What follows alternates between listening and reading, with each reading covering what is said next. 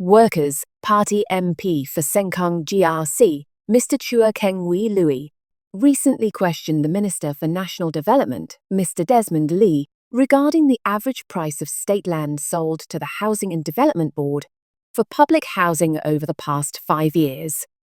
He also asked for cumulative and percentage changes in public housing land value during this period. In a written response on 5 February, Mr. Lee revealed that HDB spent between 907 million Singapore dollars and 2.6 billion Singapore dollars annually for land in non-mature estates and between 1.3 billion Singapore dollars and 5 billion Singapore dollars annually for mature estates from financial year 2019 to financial year 2023. However, he did not provide the average land prices or detailed breakdowns by district, explaining that HDB does not classify flats or land costs based on district boundaries. Mr. Lee further stated that land costs vary due to several factors, including prevailing market conditions, the location of land parcels, and their size. He clarified that HDB purchases state land at fair market value as determined independently by the chief valuer.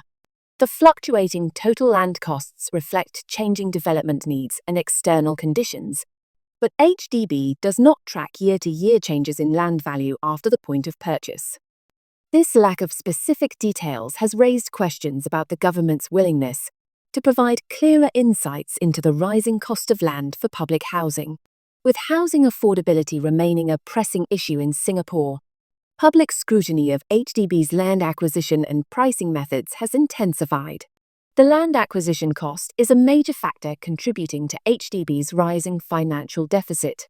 For financial year 2023, HDB reported a net deficit of 6.775 billion Singapore dollars, up from 5.38 billion Singapore dollars in financial year 2022.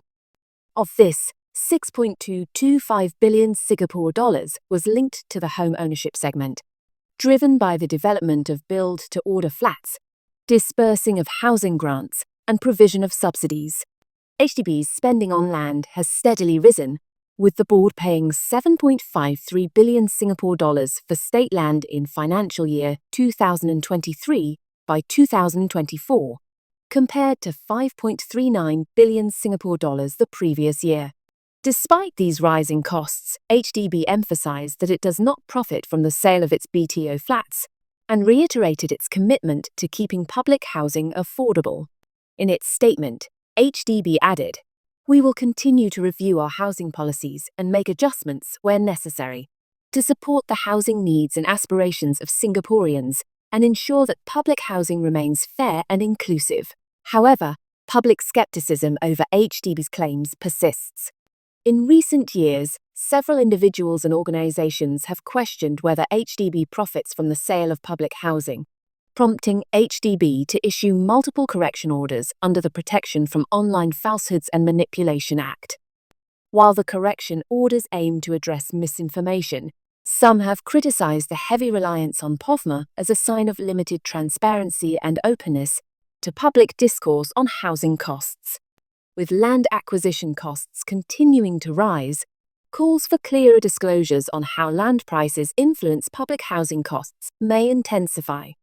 Mr. Chua's questions reflect ongoing concerns about how HDB manages its land expenses and the broader implications for housing affordability in Singapore.